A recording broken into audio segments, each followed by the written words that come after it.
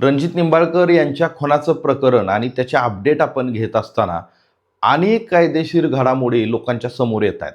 म्हणजे अक्षरशः हे कव्हरेज करत असताना कायद्यात किती वाटा आहेत आणि त्या वाटांवरती आपण जाऊन किती मार्गानं न्याय मिळवू शकतो किंवा दाद मागू शकतो, अशा अनेक बाबी ह्या खटल्याच्या निमित्तानं सर्वांच्या समोर येत आहेत. माझ्या देखील त्या अभ्यासात येत आहेत. रणजित निंबाळकरांचं खून प्रकरण आपण ज्यावेळेस ही घटना घडली तेव्हापासून कव्हर करत आहोत. आता याच्यामध्ये पुन्हा एक अपडेट आली, ती म्हणजे शहाजी काकडे याच्यातले जे गौतम काकडे आणि गौरव काकडे यांचे जे वडील होते त्यांना देखील पुरावा नष्ट केला म्हणून आरोपी करण्यात आलेलं होतं. मात्र शहाजी काकडे यांनी आता उच्च न्यायालयामध्ये एक रीट दाखल केलेलं होतं, एक पुनर्विचार याचिका दाखल केलेली होती आणि ती याचिका आता कोर्टानं फेटाळून लावलेली आहे. आणि सगळ्यात महत्त्वाचं काय, तर याच्यामध्ये त्यांनी जी मागणी केली होती की त्यांना दोषमुक्त करण्यात यावं, ही मागणी कोर्टानं फेटाळून लावली. आणि त्याच्यामध्ये अतिशय महत्त्वाचे काही ग्राउंड्स म्हणजे काही निरीक्षणं नोंदवलेली आहेत. ही सगळी नेमकी काय निरीक्षणं आहेत, त्यांनी काय मागणी केलेली आहे, ह्या सविस्तर विषयांवरती आपण बोलणार आहोत. नमस्कार, मी आहे मच्छिंद्र टिंगरे आणि तुम्ही पाहताय जाहीर सभा. आपल्याला सगळ्यांना माहिती आहे की रणजित निंबाळकर यांचा जो खून आहे तो बैलगाडा क्षेत्रातील आणि बैलाच्या एका व्यवहारातून झालेला होता. शहाजी काकडे यांचे चिरंजीव गौतम काकडे आणि गौरव काकडे हे दोघं पण या शर्यतीच्या नादात होते आणि बैलगाडा शर्यतीमध्ये त्यांची देखील बैल धावत होती. सुंदर बैलाच्या व्यवहारातून रणजित निंबाळकर आणि गौतम काकडे यांचा वादविवाद झाला. त्या वादाचं पर्यावसन भांडणच झालं. त्याच्यातून रणजित निंबाळकर यांना गौतम काकडे याचा भाऊ गौरव काकडे यांनी गोळी मारली आणि त्याच्यात रणजित निंबाळकर यांचा खून झाला. ही सगळी आपल्याला घटना माहीत असताना दरम्यानच्या काळामध्ये याच्यामध्ये एकूण जे 6 आरोपी केलेले होते त्याच्यातले शहाजी काकडे हे जे गौतम काकडे यांचे वडील आहेत, या शहाजी काकडे यांना लगेच जामीन मिळालेला होता. आणि तो जामीन का मिळालेला होता याच्यावरून अनेकांच्या मनामध्ये प्रश्न निर्माण झाला की खुनासारख्या गुन्ह्यामध्ये जामीन लगेच कसा काय भेटला. तर वास्तविक पाहता पोलिसांनी त्यांच्यावरती तो चार्ज ठेवलेला होता, म्हणजेच काय, तर त्यांच्यावरती जो आरोप ठेवलेला होता तर तो होता पुरावा नष्ट केल्याचा. मग पुरावा नष्ट केल्याच्या आरोपासाठी किंवा एखाद्या गुन्ह्यामधला जर पुरावा नष्ट केला तर त्याची शिक्षा किती असते, तर साधारणतः 3 वर्षापासून 5 वर्षापर्यंत त्याची शिक्षा असते. आणि जर असा पुरावा नष्ट केला म्हणून थोडक्यात काय की त्या गुन्ह्यातल्या आरोपींना सहकार्य केलं, पुरावा नष्ट करण्याचा प्रयत्न केला, हा कमी शिक्षेचा गुन्हा आहे. त्याच्यामुळं त्या आरोपींना जास्त काळ जेलमध्ये ठेवता येत नाही, म्हणून त्यांचा जामीन झाला. हे पहिल्यांदा समजून घ्या.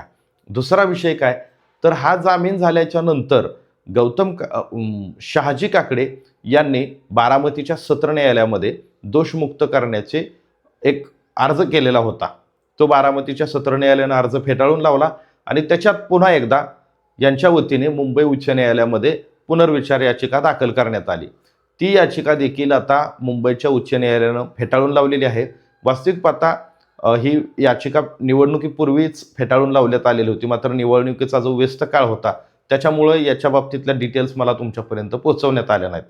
सगळ्यात महत्त्वाचं काय की ही याचिका फेटाळत असताना मुंबई उच्च न्यायालयानं याच्यामध्ये खूप काही गंभीर गोष्टी नोंदवल्यात. याचिका कुठल्या मुद्द्यांवरती केलेली होती तर पहिल्यांदा ते समजून घ्या. त्याच्यामध्ये त्यांनी असं सांगितलं की गौरव काकडे याच्यातला जो आरोपी नंबर 2 आहे त्यानं पिस्तुलातून गोळी चालवली. तो पिस्तूल जरी आमच्या मालकीचा असला तरी आम्ही त्याला पिस्तुलातून गोळी चालवा असं सांगितलं नाही किंवा गोळी मारा असे आम्ही आदेश दिले नाहीत. किंवा त्यांनी पिस्तूल आमच्या परस्पर माझ्या परवानगीशिवाय वापरला आहे, त्याच्यामुळं मी त्याच्यामध्ये दोषी नाही, अशा प्रकारचा अर्ज, थोडक्यात पिटिशन जे आहे ते मुंबई उच्च न्यायालयामध्ये दाखल करण्यात आलं. म्हणजे हे शॉर्टमध्ये सांगतोय तुम्हाला समजून घेण्यासाठी. आणि त्याच्यावरती जे मुंबई उच्च न्यायालयानं निरीक्षण नोंदवलं आणि ही याचिका फेटाळून लावली दोषमुक्त करण्याची, ती कोणत्या आधारावरती लावली, तर त्याच्यामध्ये शस्त्रास्त्र कायदा म्हणजेच वेपन ॲक्ट जो आहे, वेपन ॲक्टचं उल्लंघन झालं. वेपन ॲक्ट म्हणजे काय, जर एखादं वेपन तुम्हाला सुरक्षेसाठी दिलं असेल तर ते वेपन त्याचा बेकायदेशीर उपयोग होऊ नये. सगळ्यात महत्त्वाचं वेपन ॲक्टमध्ये हे सांगितलं जातं कलम 29 आणि 30 मध्ये. जर त्याचा बेकायदेशीर वापर करणं, याशिवाय ते वेपन जे आहे ते सुरक्षित सांभाळणं, सुरक्षित जागी ठेवणं, हे त्या वेपन धारकाचं म्हणजेच परवाना धारकाचं पहिलं कर्तव्य आहे.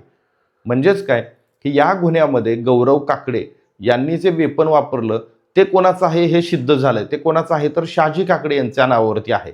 आणि मग शहाजी काकडे यांच्या नावावरती जे वेपन गुन्ह्यात वापरलं गेलेलं आहे ते शहाजी काकडे यांच्या सहमतीनं गौरव यांनी वापरलं का त्यांच्या परस्पर वापरलं, हा आत्ताच भाग नाहीये, हा ट्रायलचा भाग आहे.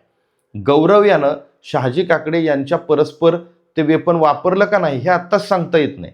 दुसरी गोष्ट, कोर्टानं असंही म्हटलंय की शहाजी काकडे यांची मूळ जबाबदारी होती की ते वेपन व्यवस्थित ठेवण्याची. म्हणजे पिस्तुलासारखी वस्तू ही घरातल्या सामान्य वस्तूसारखी नाही की तुम्ही कुठेही ठेवू शकता आणि त्याचा कोणीही वापर करू शकता. अगदी अशा शब्दामध्ये कोर्टाने याच्यामध्ये निरीक्षण नोंदवलेलं आहे. त्याच्यामुळं तुर्तास कोर्टानं दोषमुक्त करण्यास जो सत्र न्यायालयाने निकाल दिला होता तोच अबाधित ठेवला आणि ही याचिका फेटाळून लावली. आता याच्यामध्ये एक गोष्ट लक्षात घ्या, ही याचिका फेटाळून लावल्यानंतर हे प्रकरण उलट शहाजी काकडे यांच्यासाठी आणखी क्लिष्ट झालं.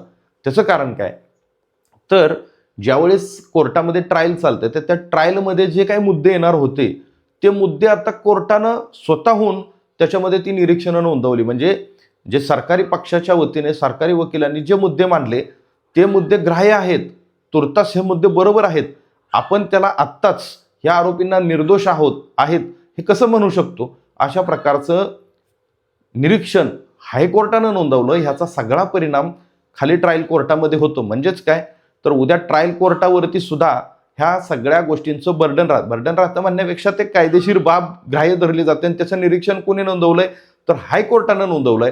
त्याच्यामुळे ती गोष्ट आणखी गंभीर होते.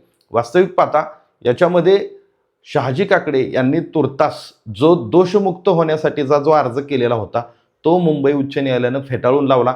याशिवाय मुंबई उच्च न्यायालयानं याचबरोबर जे रक्ताचे डाग पुसायला सांगितलेले होते आरोपी क्रमांक 5 याला, त्याचे सुद्धा जबाब महत्त्वाचे आहेत. कारण त्याने सांगितलेलं होतं की ते कृत्य त्याला कुणी करायला लावलं. म्हणजेच काय की जो IPCचा जुना 201 जो होता, कलम 201 पुरावा नष्ट करण्याचा, तर त्याच्यामध्ये सुद्धा ते प्रायमरी दोषी आहेत.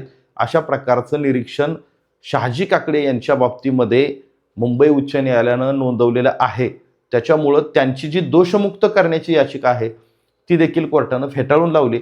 आणि आत्ता ह्या सगळ्या गोष्टींमध्ये कोर्टानं पुन्हा एकदा मुंबई उच्च न्यायालयानं बारामतीच्या सत्र न्यायालयाला त्यांच्या पद्धतीने केसची ट्रायल चालवावी आणि त्याचा निकाल द्यावा अशा प्रकारचे आदेश देखील केलेले आहेत. म्हणजे सत्र न्यायालयामध्ये आता हा खटला पुन्हा एकदा चालवावा अशा प्रकारचं आदेश ह्याच्या निमित्तानं दिलेले आहेत.